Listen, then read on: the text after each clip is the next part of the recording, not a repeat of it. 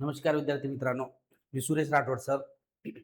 आपलं स्वागत आहे निलेश राठोड या ऑनलाईन चॅनेलवर.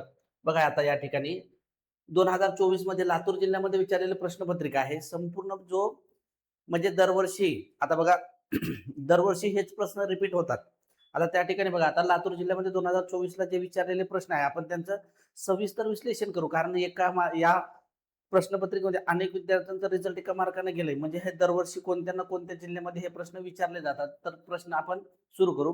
कोणते बेट लातूर जिल्ह्यात आढळून येते? आता बघा, आता बेट कोणत्या ठिकाणी आढळतात? ज्या ठिकाणी समुद्र किनारा लाभलेला असेल. तर आता लातूर जिल्ह्याला तर समुद्र किनारा कुठे लागून नाही. तर कोणत्या ठिकाणी असू शकते की त्या जिल्ह्यामधून वाहणारी नदी त्या नदीच्या पात्रामध्ये तो बेट असू शकतं. तर या ठिकाणी जो लातूर जिल्ह्यामध्ये कोणते बेट आढळून येते म्हटल्यावर या ठिकाणी लातूर जिल्ह्यामध्ये हे हत्ती बेट आढळून येते बेटा. कोणते बेट? हत्ती बेट. आता हे हत्ती बेट, कोणते बेट? हत्ती बेट कोणत्या नदीच्या पात्रामध्ये असेल म्हटल्यावर ते असेल मांजरा नदीच्या पात्रात. कोणती नदी बेटा? मांजरा नदी. या मांजरा नदीच्या पात्रामध्ये हे बेट आढळते. कोणतं? हत्ती बेट. त्यानंतर आता आणखीन एक बेट विचारलं जातं. आलिया नावाचा बेट विचारलं जातं बेटा. कोणता बेट? आलिया बेट.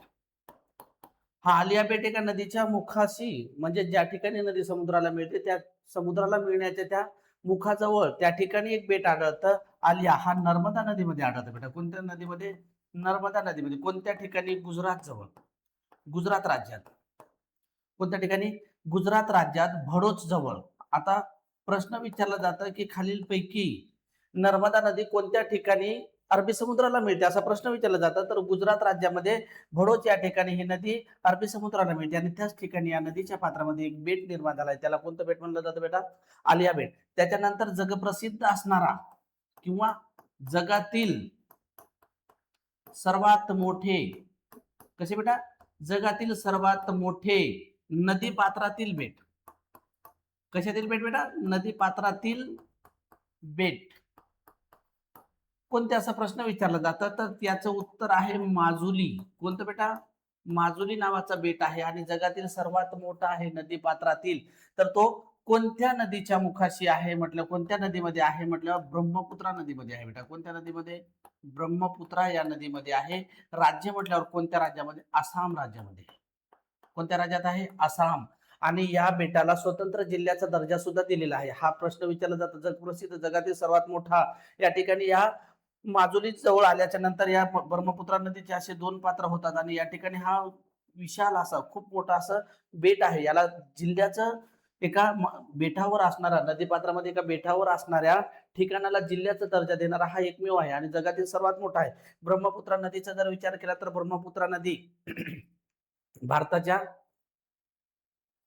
अरुणाचल प्रदेश आणि आसाम राज्यातून वाहते. अरुणाचल याचे वेगवेगळे नाव आहे बघा बेटा. आता याचे नाव म्हटल्यावर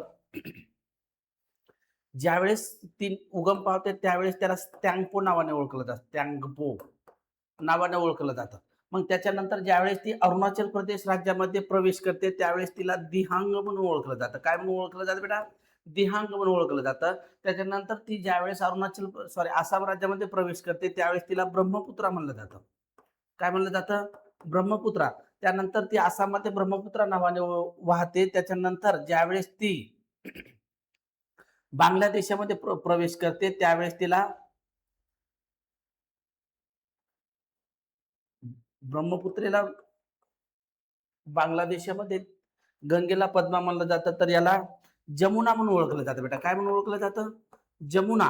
आणि त्याच्यानंतर जमुना म्हणून ओळखलं जातं आणि ज्यावेळेस काय आपली जी गंगेला पद्मा म्हणतात. पद्मा आणि जमुना यांचा एकत्रित प्रवाहाला पुढे मेघना नावाने ओळखलं जातं. काय नावाने ओळखलं जातं बेटा? मेघना नावाने ओळखलं जातं. असे प्रश्न विचारले जातात. स्टँगपो, दिहांग, दिहांगच्या नंतर काय? ब्रह्मपुत्रा, ब्रह्मपुत्राच्या नंतर काय? जमुना, जमुनेच्या नंतर मेघना. अशा वेगवेगळे नाव लक्षात असू द्या. हत्ती बेट कुठे? मांजरा नदीमध्ये लातूर जिल्ह्यामध्ये आहे. आलिया बेट कोणत्या? कोणत्या? नर्मदा नदीमध्ये गुजरात राज्यात भडोस जवळ आहे. त्याच्यानंतर जगातील सर्वात मोठा बेट म्हटल्यावर कोणता? माजुली बेट. आणि कोणत्या नदीमध्ये? ब्रह्मपुत्रा या नदीमध्ये आहे. कोणत्या राज्यात म्हटल्यावर आसाम राज्यामध्ये आहे बेटा. पुढचा प्रश्न पाहू. लातूर लोकसभा मतदारसंघामध्ये खालीलपैकी कोणता विधानसभा मतदारसंघ नाही? त्याचं उत्तर काय? औसा नाही आहे. पुढचा प्रश्न पाहू. छत्रपती शिवाजी महाराजांचा जन्म कोठे झाला असा प्रश्न विचारायचा. आता शिवाजी महाराजांचा जन्म कोठे झाला असा प्रश्न तर विचारला तर शिवाजी महाराजांचा जन्म या शिवनेरी किल्ल्यावर झाला आहे. कोणत्या किल्ल्यावर बेटा? शिवनेरी किल्ल्यात. हा शिवनेरी किल्ला कोणत्या जिल्ह्यात आहे? पुण्यामध्ये आहे. पुण्यामध्ये. त्याच्यानंतर छत्रपती शिवाजी महाराजांचा जन्म कधी झाला म्हटल्यावर 19 फेब्रुवारी. दरवर्षी बघा काल पण हाच प्रश्न होता. 19 फेब्रुवारी 1630 मध्ये शिवाजी महाराजांचा जन्म झाला होता. त्याच्यानंतर त्यांचं बालपण ह्याच ठिकाणी गेलं होतं. कुठे? शिवनेरी किल्ल्यामध्ये. त्याच्यानंतर असा प्रश्न विचारला जातो, हा किल्ला कोणत्या नदीच्या खोऱ्यात येतो म्हटल्यावर कुकडी नदीच्या खोऱ्यात येतो. काल पण सांगितलं होतं कुकडी नदीच्या खोऱ्यात. आणि कुकडी नदी कोणत्या नदीची उपनदी आहे म्हटल्यावर घोड नदीची उपनदी आहे. या कुकडी नदीवर माणिकडोह धरण आहे. कोणता बेटा? माणिकडोह धरण आहे. याच्या जलाशयाला काय म्हणलं जातं? छत्रपती शिवाजी महाराजांच्या वडिलांचं नाव शहाजी सागर. कोणतं सागर? शहाजी सागर. त्याच्यानंतर या घोड नदीवर एक डिंबे नावाचं धरण आहे. कोणते? डिंबे. प्रश्न विचारला जातो कुकडी नदी खालीपैकी कोणत्या नदीची उपनदी आहे? त्याच्यानंतर हा राजगड. कोणता? राजगड हा पुण्यामध्येच आहे. त्याच्यानंतर कालच म्हणलो होतो की मी मुरुमदेवाच्या डोंगराची डागडुजी करून त्या ठिकाणी कोणता किल्ला? राजगड. त्याच्यानंतर हा राजगड किल्ला स्वराज्याची कशी राजधानी होती बेटा? पहिली राजधानी होती. स्वराज्याची कशी राजधानी होती? पहिली राजधानी होती. त्याच्यानंतर पुणे जिल्ह्यामध्येच येतात. त्याच्यानंतर हे लक्षात असू द्या. छत्रपती शिवाजी महाराजांशी संबंधित एक प्रश्न विचारला जातं तर शिवनेरी किल्ल्यावर छत्रपती शिवाजी महाराजांचा जन्म झाला. पुढचा प्रश्न, छत्रपती शिवाजी महाराजांनी कोणता किल्ला त्यांच्या काळामध्ये निर्माण केला? आता निर्माण केला म्हणजे बांधलंय. छत्रपती शिवाजी महाराजांच्या काळामध्ये कोणता किल्ला निर्माण केला असा प्रश्न विचारला जाता तर बेटा या प्रश्नाचं उत्तर आहे प्रतापगड किल्ला. कोणता किल्ला? प्रतापगड. हा औसा किल्ला कोणत्या जिल्ह्यात आहे म्हटल्यावर हा लातूर जिल्ह्यामध्ये आहे बेटा. कुठे आहे? हा लातूर जिल्ह्यामध्येच आहे. औसा किल्ला लातूर जिल्ह्यामध्ये आहे. त्याच्यानंतर हा प्रतापगड किल्ला शिवाजी महाराजांनी काय केलंय? बांधलेला आहे. निर्माण केलंय म्हणजेच काय? बांधलेला आहे. हा कोणत्या जिल्ह्यामध्ये आहे म्हटल्यावर हा सातारा जिल्ह्यात आहे. कोणत्या जिल्ह्यात बेटा? सातारा. आणि याच किल्ल्याच्या पायथ्याशी कोणाचा वध केलं होतं? कालच सांगितलं होतं अफजल खानाचा वध केलं होतं. अफजल खानाचा वध केलं होता. हा अफजल खान असा सुद्धा प्रश्न विचारतात. अफजल खान कोणाचा सेनापती होता असा प्रश्न विचारला जाता तर हा आदिलशहाचा सरदार होता. आदिलशहाचा सरदार होता. कोणाचा?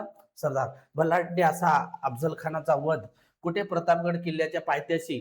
ज्यावेळी शमियाना मंडप पाटलं होतं, दोघांचं भेट होणार. त्याच्यानंतर शिवाजी महाराजांना माहिती होतं की हा काहीतरी छळ करेल आणि आपल्याला घातपात करेल. शिवाजी महाराजांना माहिती होतं, परंतु शिवाजी महाराजांनी त्या काळामध्ये त्यांच्या स्वतःचा, आता आपण ज्याला बुलेट प्रूफ म्हणतो त्याला चिलखत म्हणायचे पूर्वीच्या काळात. काय म्हणायचे बेटा? चिलखत. आपण ज्याला आज बुलेट प्रूफ जॅकेट म्हणलं जातो. काय म्हणलं जातं? Bullet proof jacket. यालाच काय म्हणायचं? चिलखत घातलेलं होतं. अफजल खानाने शिवाजी महाराजांवर वार केला तर त्या चिलखतमुळे ते वाचला गेले आणि त्याच्यानंतर त्यांनी वाघनखी घेतली आणि त्याच्या पोटामध्ये आणि कोणाचा? अफजल खानाचा कोथळ बाहेर काढलं होतं. कोणाचा? अफजल खानाचा. म्हणून वारंवार पोलीस भरतीला प्रश्न विचारला जातो छत्रपती शिवाजी महाराजांनी अफजल खानाचा वध कोणत्या किल्ल्याच्या पायथ्याशी केलं म्हटल्यावर प्रतापगड किल्ल्याच्या पायथ्याशी. तो कोणत्या जिल्ह्यात आहे? सातारा जिल्ह्यात. त्याच्यानंतर तो किल्ला त्यांनी निर्माण केलाय म्हणजे छत्रपती शिवाजी महाराजांनी बांधलेला आहे. हे जे वाघनखे होते बेटा, जे वाघनखे त्याच्या पोटात टाकले होते, वाघनखे हे इंग्लंडमध्ये होते. आता तिथून आणून साताऱ्याच्या एका संग्रहालयामध्ये ठेवण्यात आलेला आहे. कोणते नखे? वाघनखे. त्याच्यानंतर कोंढाणा किल्ल्याचा जर विचार केला तर कोंढाला सध्या काय म्हणून ओळखलं जातं? सिंहगड म्हणून ओळखलं जातं बेटा. काय म्हणून ओळखलं जातं? सिंहगड किल्ला. आता त्याच्यानंतर हा सिंहगड किल्ला छत्रपती शिवाजी महाराजांनी जो 1665 कोणता? 1665 एक तह झाला होता, पुरंदरचा तह झाला होता. कोणाकोणामध्ये झाला होता बेटा? मिर्झा राजे जयसिंग आणि छत्रपती शिवाजी महाराज. कोणतं? मिर्झा राजे. प्रश्न विचारला जातो पोलीस भरतीला, मिर्झा राजे जयसिंग हा राजपूत सरदार होता. त्या राजपूत सरदाराला पाठवलं होतं छत्रपती शिवाजी महाराजांचा. सुरुवातीला त्याच्या मामाला पाठवलं होतं, अफजल खानाचा मामा. त्याच्यानंतर तो पळून गेला, त्याची बोटे छाडल्यामुळे तो पळून गेल्याच्या नंतर कोणाला पाठवलं? मिर्झा राजे जयसिंग. या मिर्झा राजे जयसिंग सोबत एक त्यांचा सरदार होता दिलेर खान. प्रश्न विचारला जाता हे हिंदू ते पण हिंदू एकत्र होतील म्हणून कोणाला पाठवलं होतं? का मुस्लिम सरदाराला पाठवलं होतं. तो कोण? दिलेर खान. मग या दिलेर खानला पाठवलं होतं सोबत. त्याच्यानंतर हा दिलेर खानने कोणता किल्ला जिंकला होता?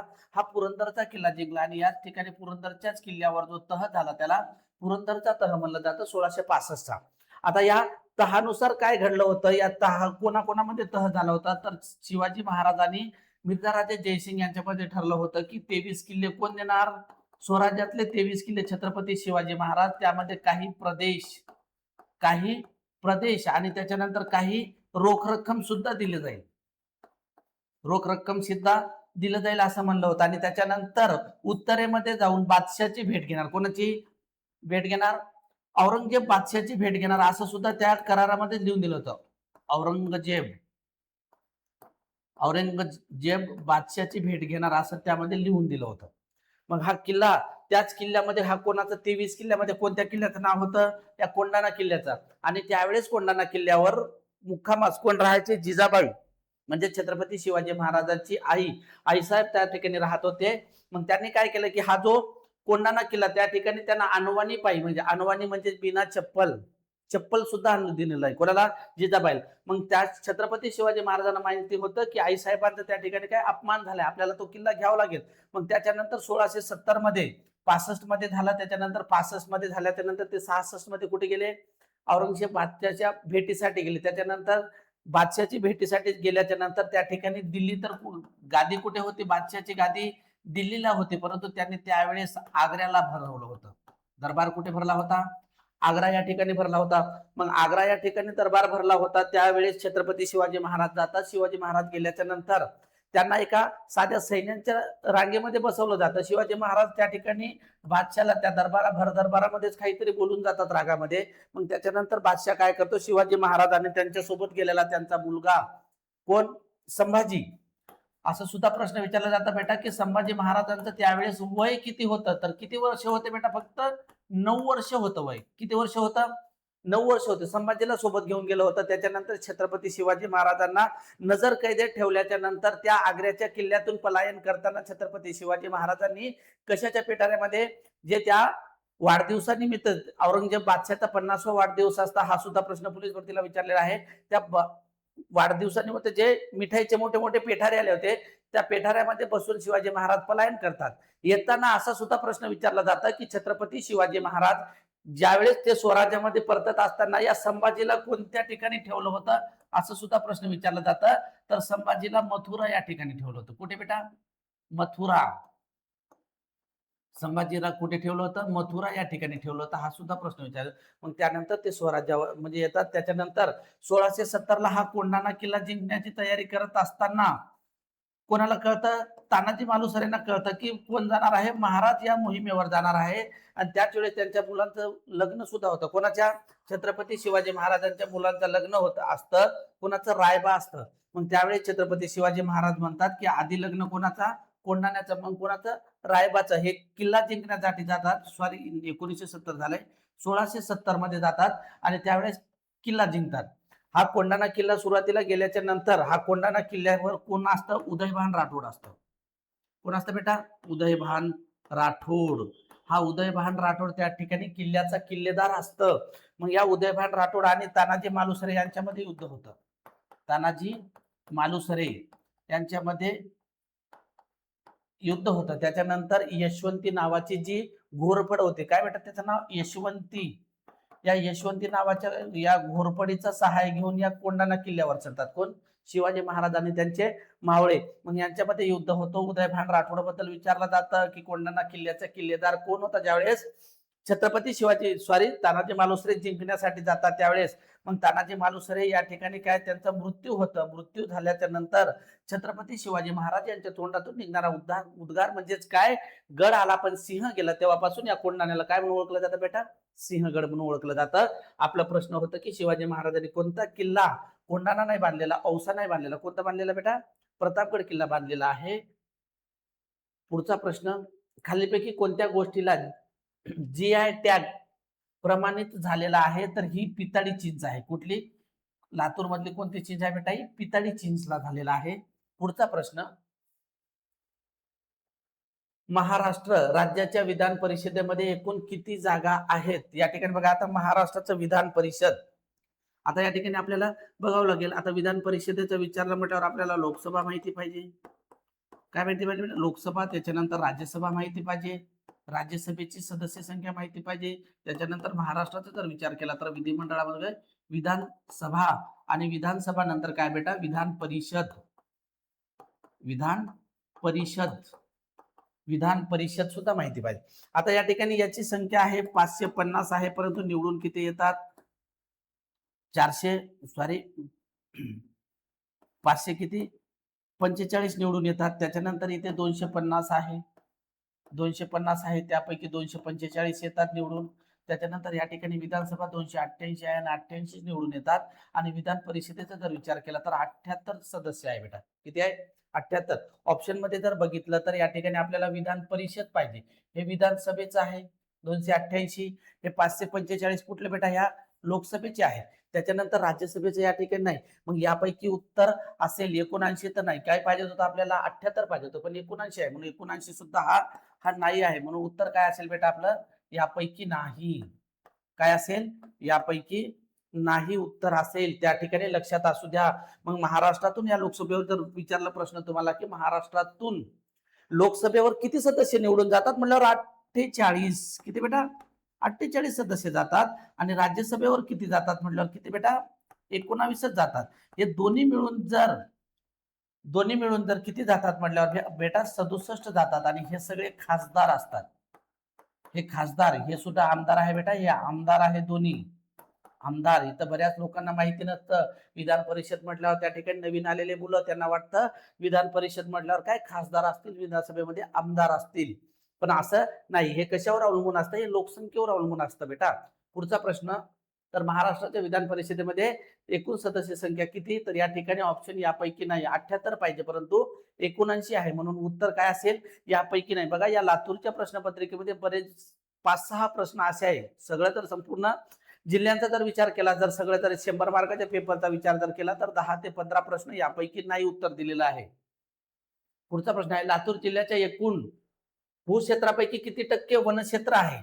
आता लातूर जिल्ह्याचा जर विचार केला तर महाराष्ट्रामध्ये सर्वात कमी वनक्षेत्र आहे, तर 5% कसं आहे बेटा? या ठिकाणी कमी आहे. महाराष्ट्राचा जर विचार केला तर कुठे कुठे 21% आहे, कुठे कुठे 20.1% आहे, असं दिलेलं आहे. म्हणजेच 20 ते 21% दरम्यान महाराष्ट्रामध्ये काय आहे? वनक्षेत्र आहे.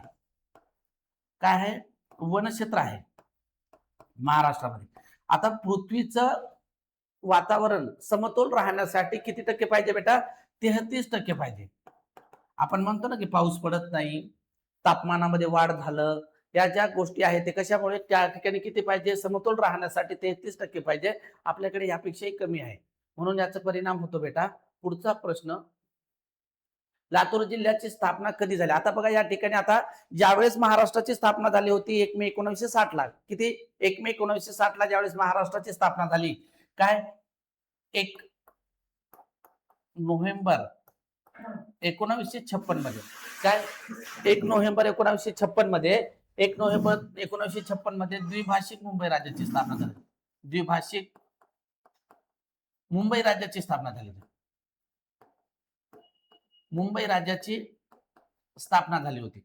आता या द्विभाषिक मुंबई राज्याचं विभाजन, आता बघा, देशामध्ये असं होतं की देशामध्ये काय घडलं होतं की ज्यावेळेस 15 ऑगस्ट 1947 ला देश स्वतंत्र झाला, त्याच्यानंतर देशामध्ये विभागणी करायची, देशामध्ये तर प्रांताची विभागणी करायची राज्यामध्ये, तर तो कशा प्रकारे करावं याबद्दल वाद होता. मग त्याच्यानंतर असं ठरलं की भाषिक तत्वानुसार राज्यांना काय देऊ आपण? स्वतंत्र देऊ. परंतु या ठिकाणी काय झालं होतं, एक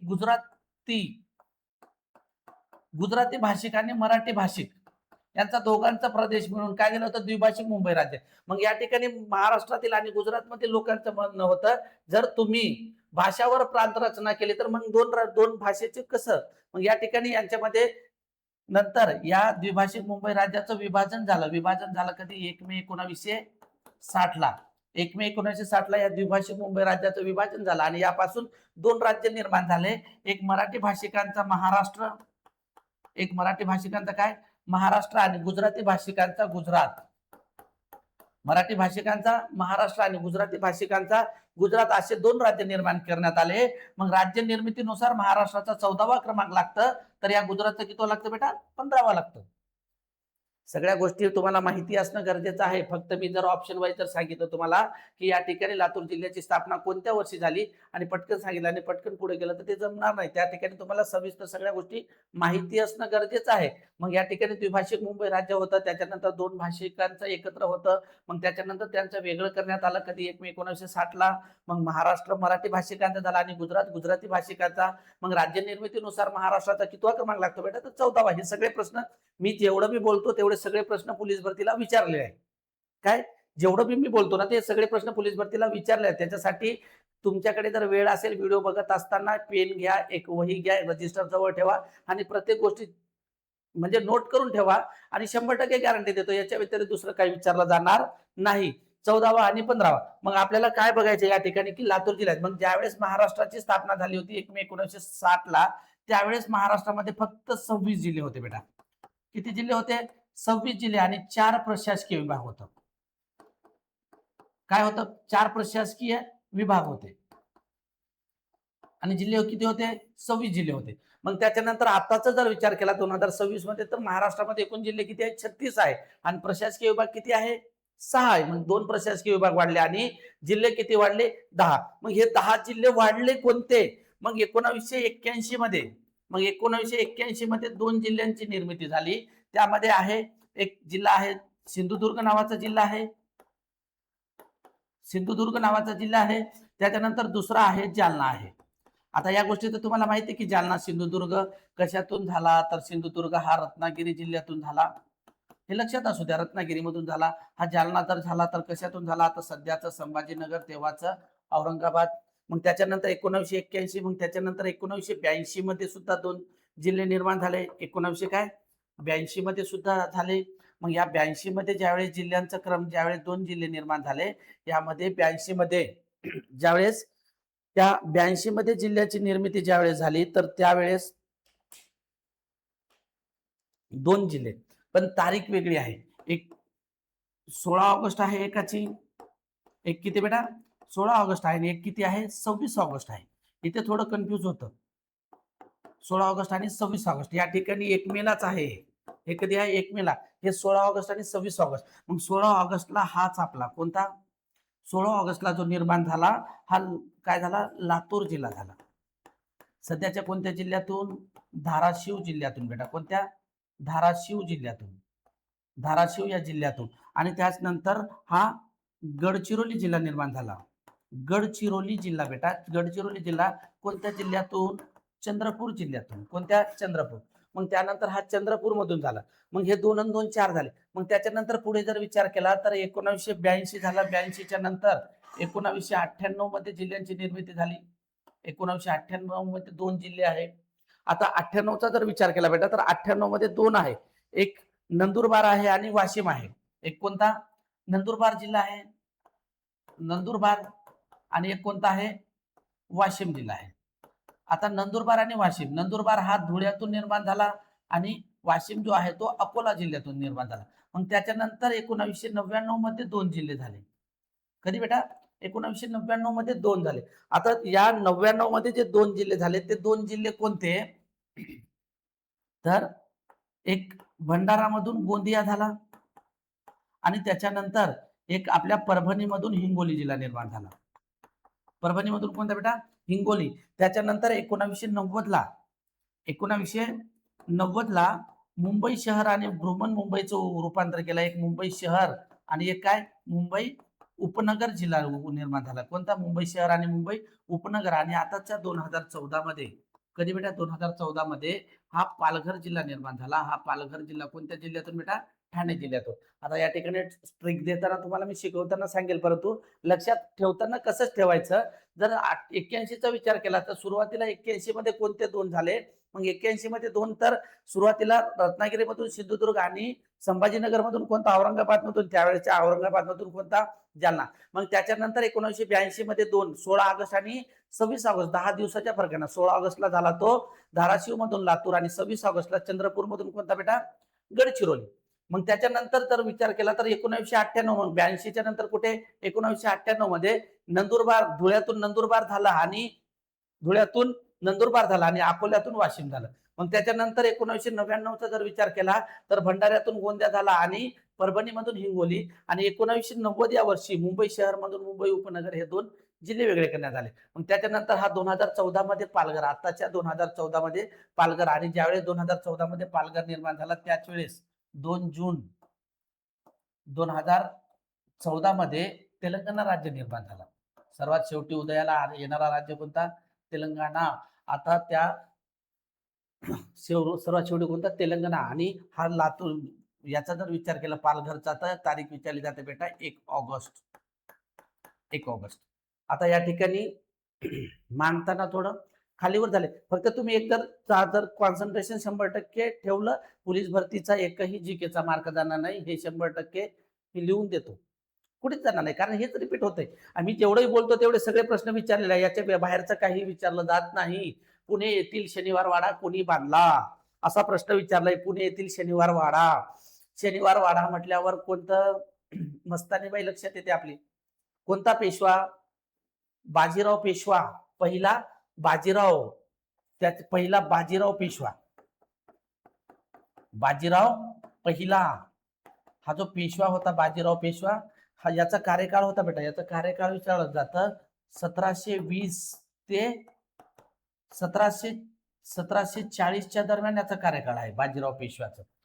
हा सगळ्यात कारकिर्दीवान पेशवा जर पकडला तर कोणता? बाजीराव पेशवा. मस्तानीबाई तर लक्षात असेल ना त्या ठिकाणी. हा तर या पेशव्यांनी बांधला. शनिवार वाडा कोणी बांधला? या पेशव्यांनी बांधला. कोणता पेशवा? बाजीराव पहिला बाजीराव. त्याच्यानंतर पेशवे काळाची सुरुवातच कधीपासून झाला तर पहिला आहे बाळाजी विश्वनाथ आहे. कोणता बेटा? बाळाजी विश्वनाथ हा पहिला पेशवा आहे.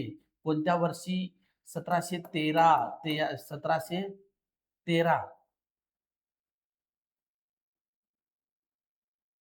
त्याचा काळ आहे बेटा 1713 ते 1720. त्याच्यानंतर कोणाचा? हा बाळाजी बाजीराव. हा 1713 ते 1720 पहिला बाळाजी विश्वनाथ आहे. आणि सर्वात शेवटी जर म्हणलं तर बाजीराव पेशवा दुसरा आहे. बाजीराव पेशवा दुसरा बाजीराव. काय म्हणलं जातं याला? दुसरा बाजीराव. याच्याच काळामध्ये 1818 मध्ये पेशवाईचा काय झाला बेटा? अंत झाला. अंत. त्याच्यानंतर जो शनिवार वाडा आहे, शनिवार वाड्यावर जो भगवा ध्वज होता, यांनी काय केलं? दुसरा बाजीराव पेशव्याने काय केलं? इंग्रजांशी एक तह केला. त्या तहानुसार काय झालं की जो शनिवार वाड्यावर जो भगवा ध्वज होता तो भगवा ध्वज उतरवण्यात आला, आणि त्या ठिकाणी ब्रिटनचा जो इंग्रजांचा जो ध्वज आहे त्याला म्हणलं जातं युनियन जॅक फडकवण्यात आला. काय बेटा? युनियन जॅक हा फडकवण्यात आला. कधी? 1818 मध्ये. पेशवाईचा अंत प्रश्न विचारला जाता पोलीस भरतीला सरळ. पेशवाईचा अंत कोणत्या वर्षी झाला? तर 1818 ला. त्याच्यानंतर कोणत्या पेशव्याने त्या ठिकाणी काय केला होता? तह केला होता. तर कोणता? बाजीराव, दुसरा बाजीराव पेशवाने. त्याच्यानंतर पहिला बाजीरावने हा बांधलं होतं शनिवार वाडा, आणि याने काय? तह केला होता. त्याच्यानंतर पहिला पेशवा विचारला जातं बाळाजी विश्वनाथ. कोणाच्या काळामध्ये? छत्रपती शाहू महाराजांच्या काळामध्ये ज्यांची काय निर्मिती झाली होती. पेशवे काळ विचारलं जातं. महत्वाचा बाळाजी बाजीराव, बाजीराव पेशवा, माधवराव पेशवा, रघुनाथराव पेशवा, असे अनेक पेशव्यांबद्दल विचारलं जातं एखाद्या वेळेवर. त्याच्यानंतर हा शिवाजी महाराजांचा जर विचार केला तर शिवाजी महाराजांच्या काळामध्ये अनेक किल्ले बांधण्यात आले, परंतु शनिवार वाडा कोणी? पेशवेच्या काळामध्ये झालं. छत्रपती शाहू महाराजांचा जर विचार केला तर त्यांच्या काळामध्ये सुद्धा बरचसं काही चांगल्या गोष्टी घडलेल्या आहेत. पुढचा प्रश्न पाहू.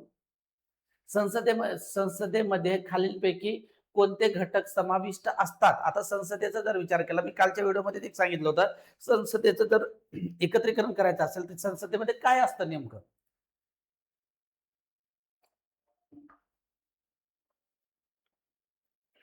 संसद कशापासून होते? आता बघा, आता इथं दिलेलं आहे राज्यसभा दिलेलं आहे, तर राज्यसभा नाही. का नाही? फक्त राज्यसभेने संसद निर्माण होणार नाही, त्यामध्ये राज्यसभेला जोडीला पण त्या ठिकाणी लोकसभा निवड, लोकसभा म्हणलं तर होणार नाही. त्याच्यानंतर लोकसभा आणि राज्यसभेचं जर एकत्रीकरण केलं तरी सुद्धा संसद होणार नाही. संसद कधी होईल बेटा? त्यावेळेस त्यामध्ये काय पाहिजे? राष्ट्रपती पाहिजे, लोकसभा आणि राज्यसभा यांच्या तिघांचं एकत्रीकरण केल्याच्या नंतर काय होईल बेटा? ते संसद होईल. काय होईल? संसद. मग संसदेचे कलम सुद्धा विचारले जातात. लोकसभा, त्या संसदेचं कलम आहे 79 रचना जी दिलेली आहे संसदेची 79 मध्ये, त्याच्यानंतर राज्यसभा 80 आणि लोकसभा किती 81 यांच्या कलम विचारलं जातात. त्याच्यानंतर राज्यसभा लोकसभा यांची सदस्य संख्या मी आताच सांगितलो. त्याच्यानंतर आपली विधानसभा आणि विधान परिषद. विधानसभा विधानसभा आणि विधान परिषद बेटा. विधान परिषद विधानसभेमध्ये किती बेटा 288 सदस्य असतात. याची जी स्थापना होते विधानसभेची आणि विधान परिषद याची काय 180 नुसार विधानसभा आणि 181 नुसार विधान परिषद, परंतु विधान परिषदेबद्दल दिलेलं आहे 179 मध्ये दिले.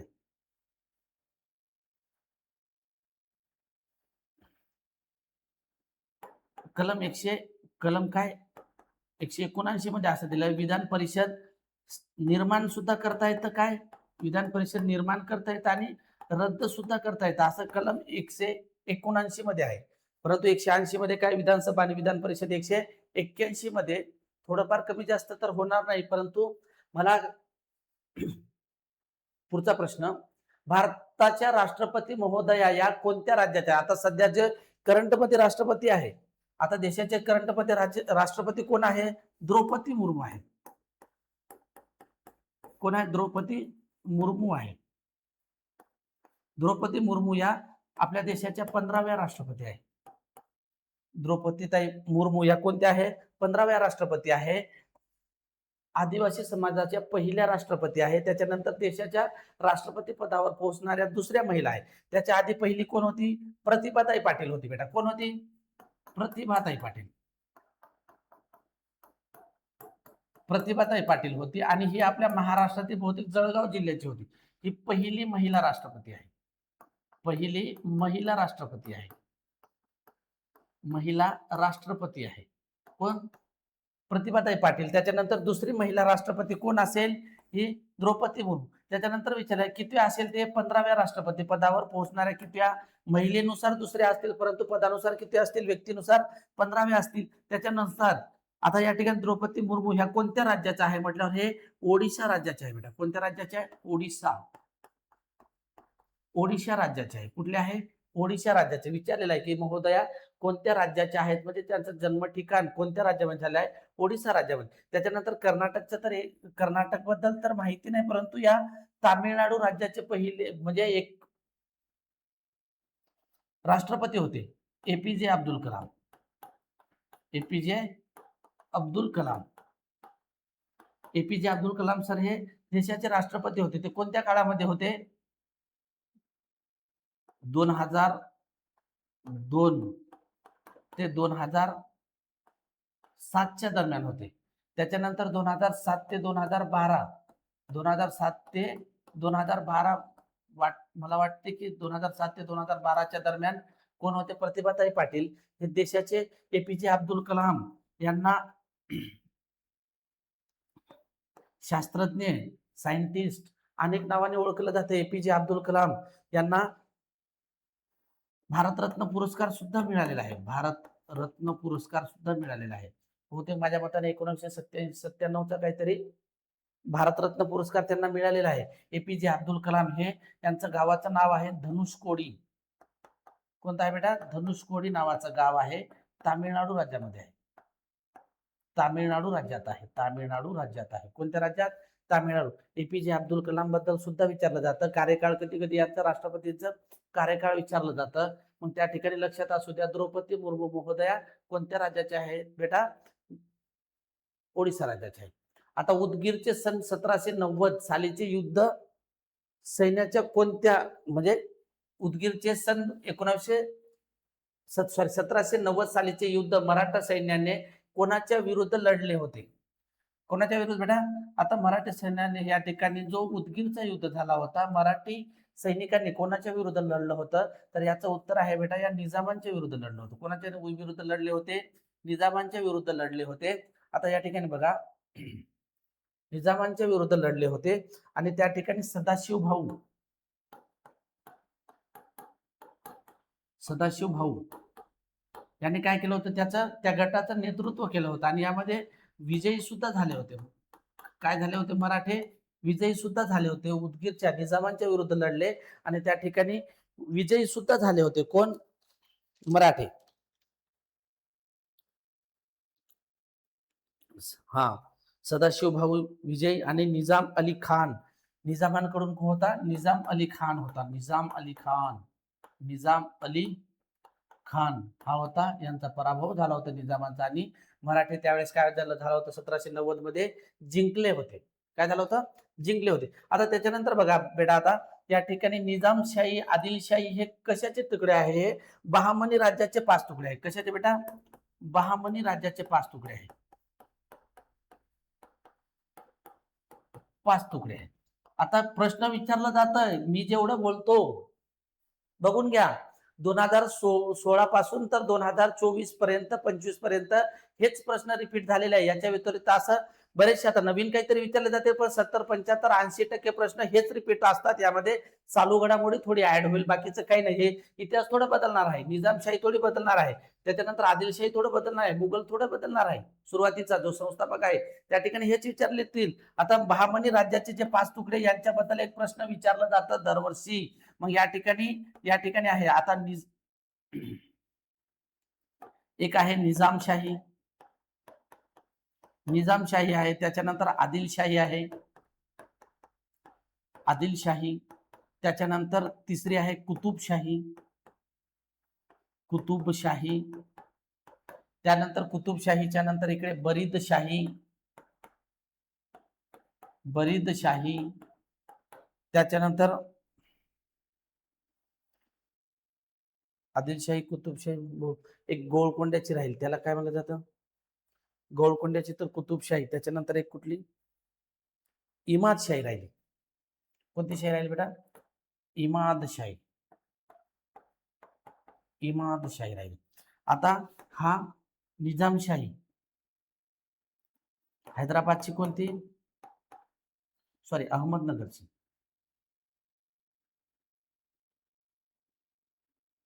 अहमदनगरची कुठली बेटा?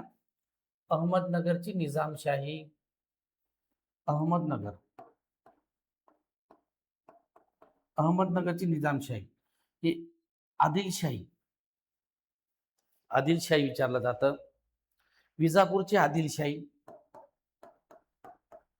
विजापूरची आदिलशाही. गोळकोंड्याची कुतुबशाही, गोळकोंडा, गोळकोंडा, गोळकोंडाची कोणती? कुतुबशाही.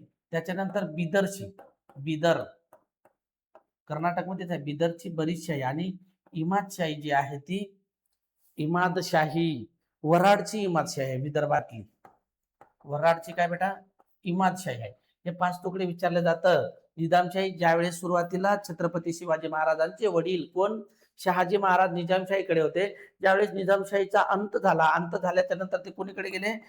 आदिलशाहीकडे गेले. विजापूरची आदिलशाही, कर्नाटक राज्य आदिलशाहीकडे गेले. आदिलशाहीकडे गेल्याच्या नंतरच त्यांना पुण्याची जहांगीरी मिळाली होती. मग ते त्यांचं असं म्हणणं होतं की तुम्हाला पुण्याची जहांगीरी देतो, परंतु काम कुठे करावं लागेल तुम्हाला? कर्नाटकमध्ये. मग ज्या ठिकाणी झिंजीचा किल्ला होता तिकडे ते शहाजी महाराजांना पाठवले आणि पुण्याची जहांगीरी पाहण्यासाठी छत्रपती शिवाजी महाराजांनी त्यांची आईला ठेवले. कोणी?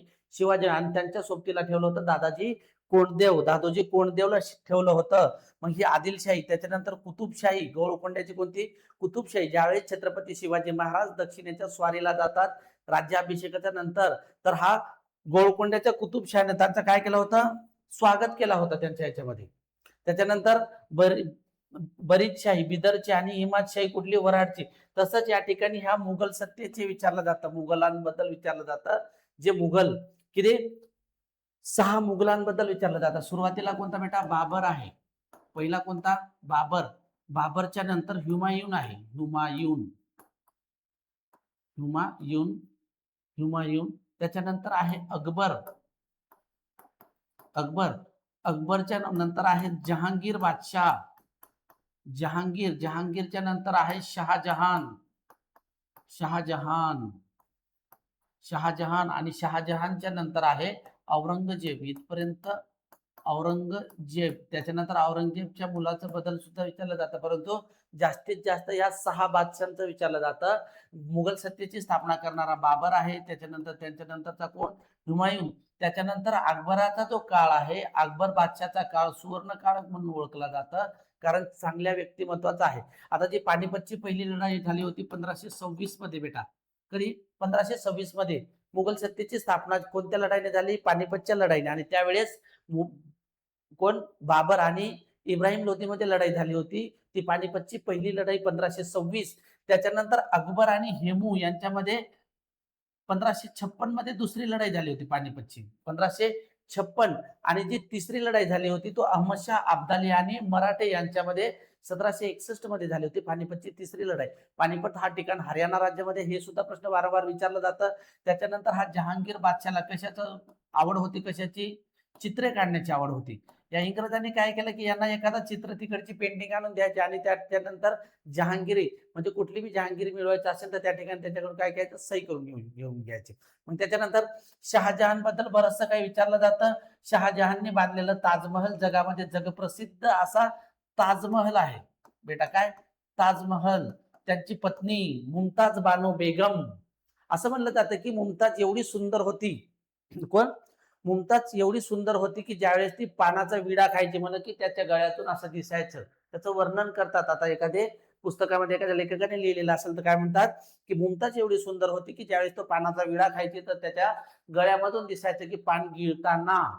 तर त्या ठिकाणी त्यांची ती तिसरी पत्नी होती आणि तिसऱ्या पत्नीचं कितवं अपत्य बेटा, 14व्या अपत्याच्या वेळेस. कितवा मुलगा होणार होता त्यांना, 14वा अपत्य होणार होता. त्यावेळेस त्यांचा मृत्यू होतो कोणत्या खिंडीजवळ बेटा, 14व्या अपत्याच्या वेळेस. मुमताज बानो बेगम, मुमताज बानो बेगम 14व्या अपत्याच्या वेळेस त्यांचा बऱ्हाणपूरच्या खिंडीजवळ, कोणत्या बेटा, बऱ्हाणपूर, बऱ्हाणपूरची खिंड, ज्याच ठिकाणी तापी नदी महाराष्ट्रामध्ये. परत ज्यावेळेस तापी नदी सुरुवातीला आपल्या महाराष्ट्रात, आता बघा महाराष्ट्राच्या उत्तरेकडून ज्यावेळेस तापी नदी वाहत येते, पश्चिम वाहिनी नदी आहे, सुरुवातीला ती अमरावती जिल्ह्याच्या सीमेला स्पर्श करते. अमरावती जिल्ह्यानंतर ती कुठे जाते बेटा, परत मध्य प्रदेश राज्यामध्ये जाते आणि मध्य प्रदेश राज्यामध्ये गेल्याच्या नंतर बराचसा अंतर वाहल्याच्या नंतर ज्यावेळेस परत ती जळगाव जिल्ह्याच्या रावेर तालुक्यामध्ये येते त्यावेळेस ती बऱ्हाणपूरची खिंड ओलांडून येते. कोणती खिंड बेटा, बऱ्हाणपूरची खिंड ओलांडून येते. आणि याच बऱ्हाणपूरच्या खिंडीजवळ त्यांचा मृत्यू झाला होता. कोणाचा, मुमताजचा मृत्यू झाला होता. त्या मृत्यू झाल्याच्या नंतर असा प्रश्न विचारला जातं की मुमताजचा मृत्यू कोणत्या नदीच्या काठी झालं, तापी नदीच्या काठी. आणि त्यांची अस्थी कुठे नेऊन ताजमहल बांधण्यात आला, यमुना नदीच्या काठी, आग्रा या ठिकाणी. कुठे, आग्रा या ठिकाणी त्यांचा ताजमहल, जो आग्र्याला जो ताजमहल आहे जगप्रसिद्ध असा, जगामध्ये जे 7 आश्चर्य आहेत त्यापैकी एक ताजमहल आहे. संगमरमरच्या दगडापासून. त्याच्यानंतर त्याचं बांधकाम करणारा कोण, उस्ताद लाहोरी. उस्ताद लाहोरी बद्दल म्हणलं जातं की उस्ताद लाहोरी कोण, त्या ठिकाणी बांधकाम करणारा आर्किटेक्चर. आताच काय आर्किटेक्चर किंवा आपण म्हणू आपल्या भाषेमध्ये मिस्त्री. त्याचे काय म्हणतात की शहाजहानने ताजमहल पूर्ण झाल्याच्या नंतर जगामध्ये अशी वास्तू कोणी बांधाव नाही म्हणून काय त्यांचे त्या सगळ्या कारागिरांची काय केली होती, बोटे कापली होती असं म्हणलं जातं दंतकथेमध्ये. तर कोण तो, उस्ताद लाहोरी, जगप्रसिद्ध असा ताजमहल. त्याच्यानंतर औरंगजेबाची तुलना कशाची केली जाते बेटा, औरंगजेबाची तुलना एका इंग्रज अधिकाऱ्यांची केली जात होती. कोणाची, कर्जनची तुलना औरंगजेबाशी केली जाते. कारण हा जसा औरंगजेब क्रूर होता, कोण, हा जसा औरंगजेब क्रूर होता म्हणजे स्वतःच्या वडिलांना त्याने काय विष देऊन त्यांची हत्या केली होती असं म्हणलं जातं. मी काही म्हणत नाही असं, मी सुद्धा तुमच्यासारख्या पुस्तकच वाचले. आता म्हणसाल आमचे सर म्हणत होते की औरंगजेबाने त्यांच्या वडिलांची हत्या केली, नाही केली, मला माहिती नाही, मी वाचलेच आहे तुमच्यासारखं. म्हणून यांची काय औरंगजेबाची तुलना कोणाची केली जाते, लॉर्ड कर्झनने. त्याने काय केली होती, बंगालची फाळणी केली होती. म्हणून या ठिकाणी शहाजहान बद्दल विचारलं जातं. जसं शहाजहानने काय त्यांच्या पत्नीसाठी ताजमहल बांधलं होतं तसंच या ठिकाणी औरंगजेबाचा मुलगा कोण, आझमशहाने काय बांधलं, बीबी का मकबरा. आपल्या दख्खनचा ताज म्हणून ओळखलं जातं. कोणतं, बीबी का मकबरा औरंगाबाद मध्ये. असे अनेक प्रश्न बेटा विचारले जातात. त्याच्यासाठी बाबर, हुमायून, अकबर, जहांगीर, शहाजहान आणि औरंगजेब आणि या 5 तुकडे निजामशाही, जे बहामनी राज्याचे 5 तुकडे झाले ते सुद्धा लक्षात घ्या. निजामशाही, आदिलशाही, कुतुबशाही, बरीदशाही आणि इमादशाही. आपला प्रश्न होता उदगीरचे सन 1790 सालीचे युद्ध मराठा सैन्याने कोणाच्या विरुद्ध लढले होते? ते निजामशाहीच्या विरुद्ध लढले होते. त्यावेळेस सदाशिव भाऊ पेशवा हा कोण होता? त्या ठिकाणी त्यांचा नेतृत्व करणारा होता. यांनी काय केलं तर मराठे काय झालं होतं या ठिकाणी विजयी झाले होते. हा प्रश्न दरवर्षी 2-4 वर्षापासून जशाच तसं विचारलं जातं. बाकीचं सुद्धा बेटा मी जेवढं बोललो तेवढे सगळे प्रश्न पोलीस भरतीला विचारले आहेत. त्याच्यासाठी पेन घे आणि लिहून काढ. छत्रपती संभाजी नगर पोलीस परिक्षेत्र कोणत्या जिल्ह्याचा समावेश होत नाही? असा प्रश्न मिळेल. संभाजीनगरमध्ये कोणत्या जिल्ह्याचा समावेश होत नाही? जालना येतो, लातूर येतो, धाराशिव येतो. हे सगळेच येतात. तर यापैकी काय परिक्षेत्र आहे? तर सॉरी हा प्रश्न आपला नाही होता परंतु आलेला आहे. पुढचा प्रश्न, सर्वात जास्त कालावधीकरिता भारत देशाचे पंतप्रधान म्हणून राहणारे नेते कोण? आता बघा, सर्वात जास्त कालावधीकरिता भारत देशाचे पंतप्रधान, आता सगळ्यात जास्त वेळ म्हणजे कालावधीसाठी देशाचे पंतप्रधान पद कोणी भूषवले? तर ऑप्शन मध्ये आहे बेटा नरेंद्र मोदी, जवाहरलाल नेहरू, इंदिरा गांधी आणि यापैकी नाही. प्रश्न असा विचारलेला आहे.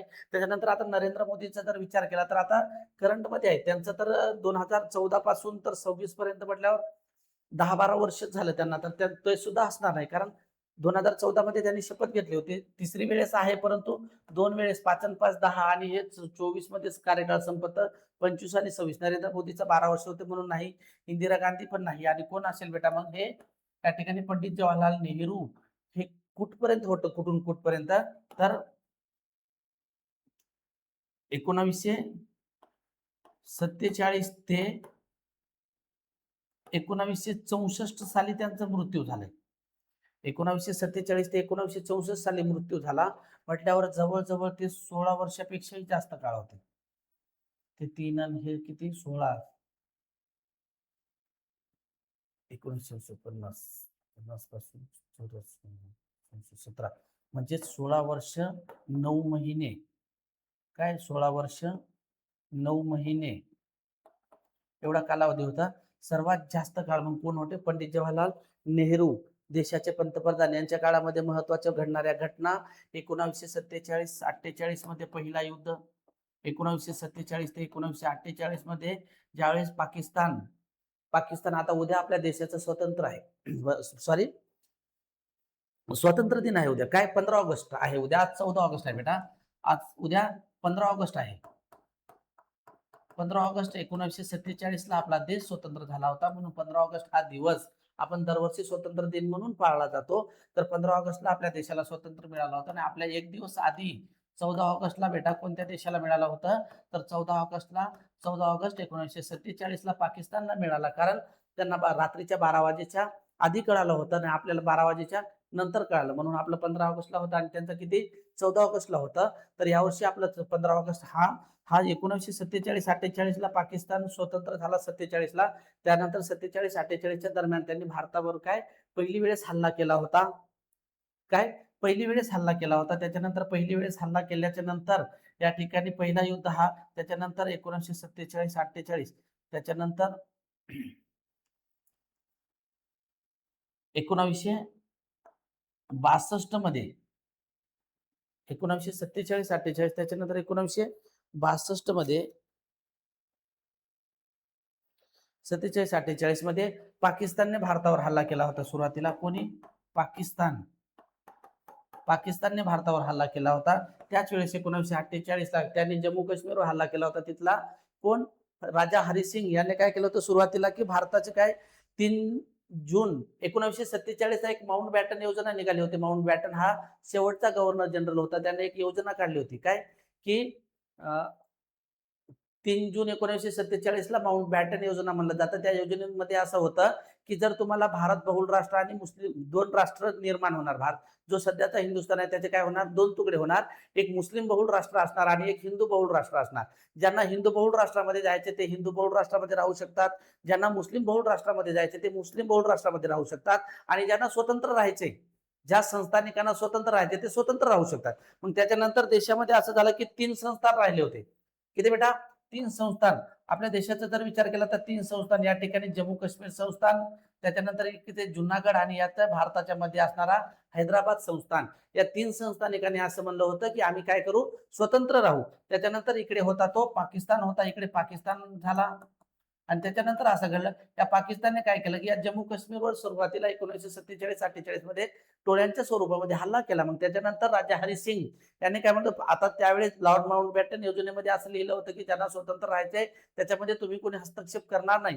मग त्याच्यानंतर या जोपर्यंत हा भारतामध्ये सामील होण्याच्या करारनाम्यावर सही करत नाही राजा हरिसिंग, तोपर्यंत भारताचे काही करू नये. मग त्यावेळेस देशाचे पहिले गृहमंत्री होते, कोण देशाचे गृहमंत्री होते, सरदार वल्लभभाई पटेल. आणि उपपंतप्रधान सुद्धा होते.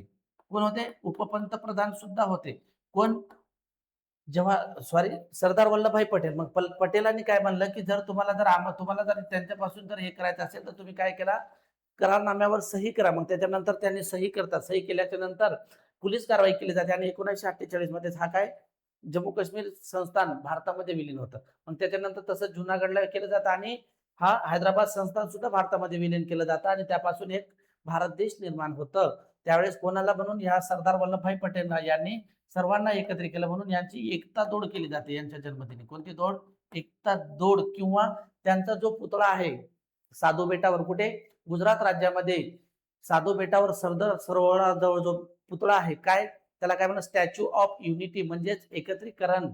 आता या ठिकाणी तर हा सर्वात जास्त काळ मग 1962 मध्ये काय 1962 मध्ये चीनने भारतावर हल्ला केला. चीनने असं होतं, पंचशील तत्वे भारताने आणि चीनने सुद्धा स्वीकारले होते. म्हणून पंडित जवाहरलाल नेहरू यांना वाटत होतं की भारतावर ते कधी हल्ला करणार आहे. कोण करणार नाही या ठिकाणी? हे चीनी लोक. परंतु भारताच्या इकडे चीन राज्य आहे, चीन देश आहे. त्या चीनने काय केलं, या टोळीच्या स्वरूपामध्ये या ठिकाणी अरुणाचल प्रदेशामध्ये घुसले. त्या अरुणाचल प्रदेशचं नाव त्या काळामध्ये होता बेटा नेफा नगर. काय होतं?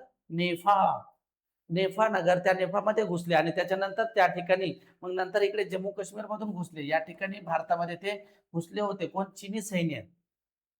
म्हणून 1962चं युद्ध आपण काय होतं बेटा, हारलो होतो. याच्याच दुविधेमध्ये म्हणजे भारताला वाटत होतं की चीन आपला मित्र राष्ट्र आहे, आपल्यावर कधी हल्ला करणार नाही. पंडित जवाहरलाल नेहरू या 62च्या युद्धाच्या नंतर त्यांची तब्येत, त्यांना खूप मोठा धक्का बसला. त्याच्यानंतर त्यांची तब्येत खालावली गेली आणि 1964 मध्ये त्यांचा मृत्यू झाला. आता त्यांचा मृत्यू झाल्याच्या नंतर देशाचे पंतप्रधान आता स्वातंत्र्यापासून तर 64 पर्यंत पंडित जवाहरलाल नेहरूच होते. पण त्याच्यानंतर संपूर्ण जगाची म्हणजे लक्ष केंद्रित होतं की आता भारत देशाचा पंतप्रधान होणार तर कोण. मग त्याच्यानंतर आता देशाचा पंतप्रधान कोण होईल. मग त्याच्यानंतर आपल्या देशाच्या पंतप्रधान पदी कोण आले? लाल बहादूर शास्त्री. कोण आले बेटा? लाल बहादूर शास्त्री आले. मग ह्या लाल बहादूर शास्त्रीने काय केलं, जय जवान जय किसान यांच्या काळामध्ये युद्ध झाला होता तो 1965. कारण 1962चं युद्ध भारत हारला होता. पाकिस्तानला वाटलं की आता भारतीय सैन्याचा मनोबल खचलेला आहे, म्हणून त्यांनी काय केलं 1965 मध्ये त्यांनी काय केलं, भारतावर परत हल्ला केला. ज्यावेळेस पाकिस्तानने हल्ला केला होता ते कच्छच्या रणामध्ये घुसले होते. इकडे कच्छच्या रणामध्ये घुसले आणि इकडून जम्मू काश्मीरमध्ये घुसले होते कच्छच्या रणामध्ये. मग ते कच्छच्या रणामध्ये घुसले. मग त्याच्यानंतर आपले सैन्य पार इथे लाहोर पर्यंत धडक मारली होती. मग लाहोर पर्यंत गेल्याच्या नंतर त्याच ठिकाणी युद्धबंदीची घोषणा आली. कोणाकडून? युनोकडून युद्धबंदीची घोषणा आली. मग ती युद्धबंदीची घोषणा आल्याच्या नंतर